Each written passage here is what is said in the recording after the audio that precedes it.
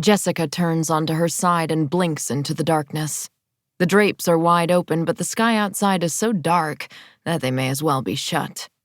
It is not nighttime, but a storm is brewing over Hell's Kitchen, black and bruised and heavy. The clock by her bed tells her that it is 1 minute past 9.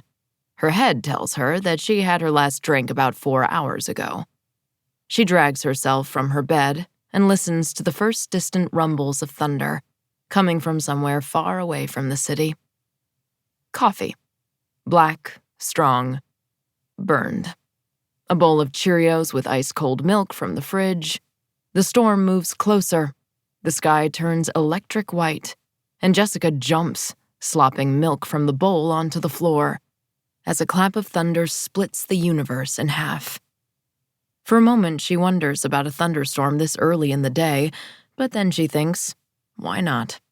The whole world has felt so dramatic lately. People seem so riled up all the time, always looking for fights and division. Things move so fast, theories come and go, superstars are born and get canceled.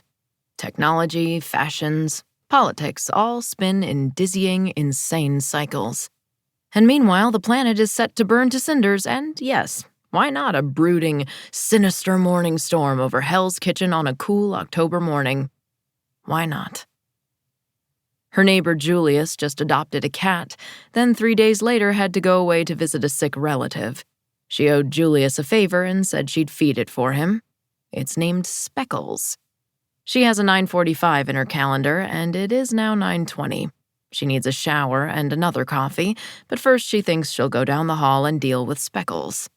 She grabs the key to Julius's apartment and walks barefoot down the hall, leaving her door on the latch behind her.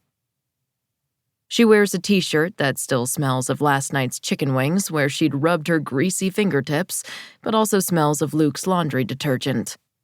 Luke is her not-quite boyfriend.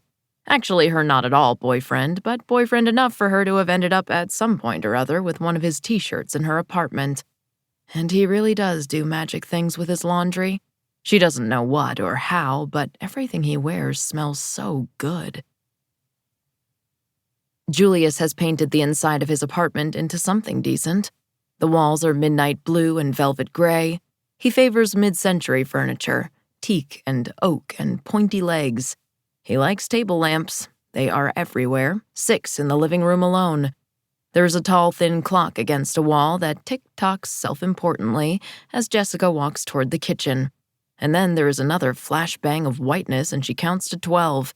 And as the next thunderstrike arrives as loud as a dropped saucepan on a stone floor, she enters the kitchen to find the cat sitting terrified in a corner, all bulging eyes and flat ears. She gets closer and can see that Speckles is quivering, vibrating, that Speckles is overloaded with adrenaline. Jessica doesn't know what to make of cats. She feels she should like them, and certainly she feels bad right now for this one in its current state of mortal terror, but she doesn't know how to approach them, touch them, make them like you. She puts out a hand and says, "Listen, it's okay, all right? This is just some crazy shit that the people up there do from time to time to remind us how small and pointless we all are. Just hang tight, kitty. Hang tight." Speckles squeezes himself farther into the corner, and Jessica reaches into the cupboard above him for the bag of cat food. Then she leans down to lift the bowl from the floor, and as she does so, another thunderclap hits, and the cat startles and dashes, and Jessica turns and remembers that she left Julius's front door open. Shit. She drops the bowl on the kitchen counter. Shit. She chases the cat through the door and out into the hallway. "Speckles!"